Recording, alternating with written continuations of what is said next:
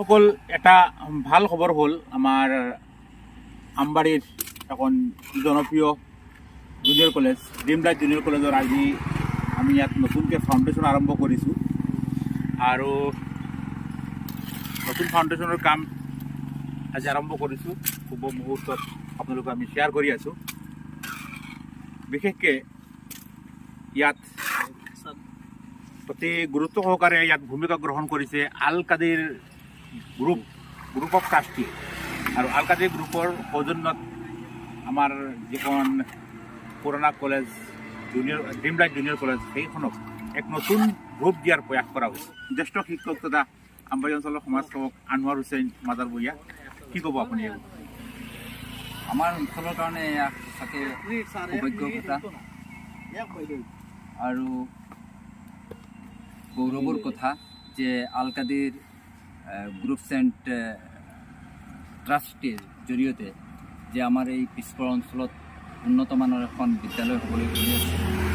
যিটো আমাৰ বহুদিনীয়া এটা আশা আছিলে, আকাংক্ষা আছিলে, আমাৰ এটা অভাৱ আছিলে, সেই আকাংক্ষা পূৰণ হোৱা বা সেই অভাৱ পূৰণ হোৱাৰ পথত আমি অগ্ৰসৰ হ'ব পাৰিম বুলি আমি আশাবাদী হৈছোঁ।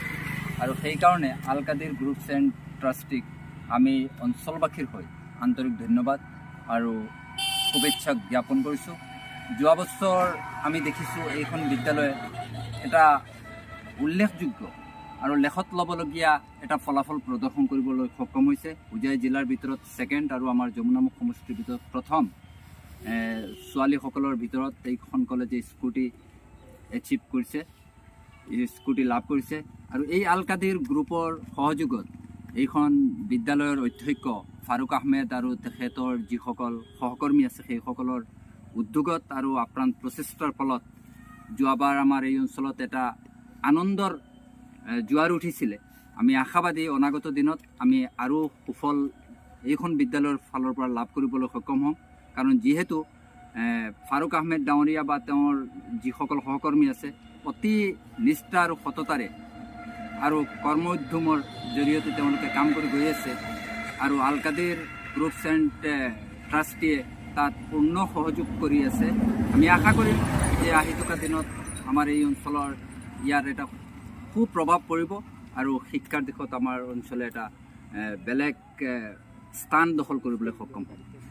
ধন্যবাদ ডাঙৰীয়া। এতিয়া এই জুনিয়ৰ কলেজৰ যিখন নতুন স্থান সেইখনত আছোঁ আৰু ইয়াতে হয়তো খুব সোনকালে যেনেদৰে ভূমিকা গ্ৰহণ কৰিছে আগুৱাই আহিছে আমাৰ আল কাদিৰ গ্ৰুপ, এই গ্ৰুপৰ সৌজন্যত ইয়াৰ কাম সম্পূৰ্ণৰূপে আৰম্ভ হৈছে। বাউণ্ডাৰীৰ কাম চলি আছে, নতুন ভৱন এখনৰ কাম চলি আছে। যদি আমি আশা ৰাখিছোঁ অতি কম সময়ৰ ভিতৰতে স্কুলখন এতিয়া য'ত আছে তাৰ পৰা ইয়ালৈ আহিব আৰু এই কলেজখন যদি সম্পূৰ্ণ হৈ যায় আমাৰ অঞ্চলৰ শিক্ষাৰ ক্ষেত্ৰত এক যুগান্তকাৰী ভূমিকা গ্ৰহণ কৰিব বুলি মই আশা কৰিব পাৰোঁ। মোৰ লগত আছে এই কলেজখনৰ মেনেজমেণ্টৰ এজন মুৰব্বী ফাৰুক আহমেদ বৰভূঞা, আপুনি কি? প্ৰথমতে ধন্যবাদ জনাব বিচাৰিছোঁ সংবাদ মাধ্যমৰ বন্ধুসকললৈ।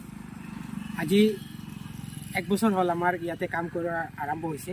যোৱা বছৰত আমি মাৰ্চ মাহত আৰম্ভ কৰিছিলোঁ আধাৰশিলা, তো ফাউণ্ডেশ্যনৰ কামটো আৰম্ভ হৈ আপোনালোকে দেখা পাইছে ইমানখিনি গৈছে। বৰষুণৰ বতৰৰ কাৰণে আমি বাকীখিনি কাম স্থগিত কৰিছিলোঁ। ইতিমধ্যে আমাৰ আল কাদিৰ গ্ৰুপ অফ ফাউণ্ডেশ্যনৰ ফালৰ পৰা মানে আমাক অকণমান মাননি আগবঢ়োৱা হৈছে টকা, আৰু সেই হিচাপতে আজি আমি আপোনালোকৰ সহযোগিতাত লৈ আমাৰ বাউণ্ডাৰী ৱালৰ আধাৰশিলা স্থাপন কৰিছোঁ আৰু আশা কৰিছোঁ যদি সোনকালে আমাৰ এই কামখিনি সম্পূৰ্ণ হয় তেতিয়াহ'লে এই অঞ্চলৰ যিসকল ছাত্ৰ ছাত্ৰীৰ কাৰণে আমি অপূৰণীয় যিবিলাক সমস্যা আছে সেইখিনি দূৰ কৰাৰ কাৰণে নিশ্চয় চেষ্টা কৰিম আমাৰ ফালৰ পৰা। তো বিশেষকৈ আল কাদিৰ গ্ৰুপত যিসকল মানুহ যিসকল মহান ব্যক্তি জড়িত আছে সেইসকলক মই এই চবতে অনুৰোধ কৰিব বিচাৰিছোঁ, বিশেষকৈ আমবাড়িৰ এজন স্থানীয় বাসিন্দা হিচাপে আমাৰ অঞ্চল শিক্ষাৰ ক্ষেত্ৰত বা শিক্ষাৰ সুবিধাৰ ক্ষেত্ৰত আজিও যথেষ্ট পিছ পৰি আছে আৰু তেখেতসকলে যে এই মহান এটা পদক্ষেপ গ্ৰহণ কৰিছে ইয়াত আমি যথেষ্ট আশাবাদী আৰু আশা কৰিছোঁ তেখেতসকলে যি আমাক উৎসাহ দিছে, যেনেদৰে আগুৱাই আহিছে, আমাক নিৰাশ নকৰে। আমাৰ এই ড্ৰিমলাইট জুনিয়ৰ কলেজখনক এক সৰ্বভাৰতীয় পৰ্যায়ৰ কলেজলৈ উন্নতি উত্তৰণ ঘটাব বুলি আমি আশা কৰিব পাৰি। আৰু শেষত আপুনি কি? শেষত মই এইটোৱে ক'ম যে বিদ্যালয়খনৰ ইনফ্ৰাষ্ট্ৰাকচাৰ ডেভেলপমেণ্টৰ বহুত কাম আছে, সেইখিনি যাতে আমাৰ বিদ্যালয় কৰ্তৃপক্ষ বা আল কাদিৰ গ্ৰুপছ এণ্ড ট্ৰাষ্টি যাতে সেইখিনিৰ প্ৰতি লক্ষ্য ৰাখি ইনফ্ৰাষ্ট্ৰাকচাৰ ডেভেলপমেণ্টো কৰে। একাডেমিক ছাইটৰ লগতে ইনফ্ৰাষ্ট্ৰাকচাৰ ডেভেলপমেণ্টৰো যথেষ্ট প্ৰয়োজন হয়, কাৰণ আমি এগৰাকী শিক্ষক হিচাপে সেইখিনি অনুভৱ কৰোঁ, তাৰ প্ৰভাৱ শিক্ষাৰ ওপৰত পৰে। গতিকে আৰু লগতে মই পুনৰবাৰ আল কাদিৰ গ্ৰুপ এণ্ড ট্ৰাষ্টি তেওঁলোকে আহি যে আমাৰ এই অঞ্চলত তেওঁলোকৰ এই অৱদান আগবঢ়োৱাৰ কাৰণে আমি অঞ্চলবাসীৰ হৈ ধন্যবাদ জনাইছোঁ। আৰু বিশেষকৈ ফাৰুক আহমেদ ডাঙৰীয়া বা কৰ্তৃপক্ষক আজি এই অনুষ্ঠানত মোক মাতি আনি আধাৰশিলা স্থাপন কাৰ্যসূচীৰ মোক অংশগ্ৰহণ কৰিবৰ কাৰণে অতিথি হিচাপে মাতি অনাৰ কাৰণে তেওঁলোককো মই আন্তৰিক ধন্যবাদ আৰু কৃতজ্ঞতা জ্ঞাপন কৰিছোঁ। আৰু শেষত মই আৰু এটা কথা ক'ব বিচাৰিছোঁ, যিহেতু আল কাদিৰ গ্ৰুপত আমি জনামতে ইতিমধ্যে বহুত শিক্ষাপ্ৰেমী ব্যক্তিসকল জড়িত হৈ আছে, আৰু তেখেতসকলে যদি অলপ গুৰুত্ব দিয়ে বা আমাৰ প্ৰতি ধ্যান দিয়ে, তেন্তে আমবাৰীৰ দৰে এখন অঞ্চলত এখন উচ্চ পৰ্যায়ৰ শিক্ষা অনুষ্ঠান গঢ়ি উঠিবলৈ বেছি সময় নালাগে। সেয়ে আপোনালোকে যিসকলে ভিডিঅ' চাই আছে, আপোনালোকে যদি সহায় কৰিব বিচাৰে বা আমাক সহযোগ কৰিব বিচাৰে, তেন্তে আল কাদিৰ গ্ৰুপৰ সহযোগত আপোনালোকে এইখিনি কৰিব পাৰিব। তো এয়া আছিল ড্ৰিমলাইট জুনিয়ৰ কলেজৰ পৰা আমাৰ এটি সৰু ৰিপৰ্ট, যিখিনি আমি দেখুৱাইছোঁ। আজি আমি নতুন যিখন স্থানত ড্ৰিমলাইট জুনিয়ৰ কলেজখনৰ কাম আৰম্ভ হৈছে বা চলি আছে, সেই স্থানৰ পৰা আপোনালোকক অলপ আমি আপডেট দিয়াৰ প্ৰয়াস কৰিছিলোঁ। আৰু শেষত আকৌ আমি ধন্যবাদ জ্ঞাপন কৰিছোঁ আল কাদিৰ গ্ৰুপক, তেখেতসকলে এনেদৰে আগুৱাই অহাত, যিটো সময়ত ইমান কঠিন এটি সময় চলি আছে বৰ্তমান প্ৰত্যেকৰ কাৰণে, বিশেষকৈ আৰ্থিক দিশত। এনে এটা সময়ত আল কাদিৰ গ্ৰুপ আগুৱাই অহাটো আমাৰ বাবে এক সৌভাগ্যৰ কথা।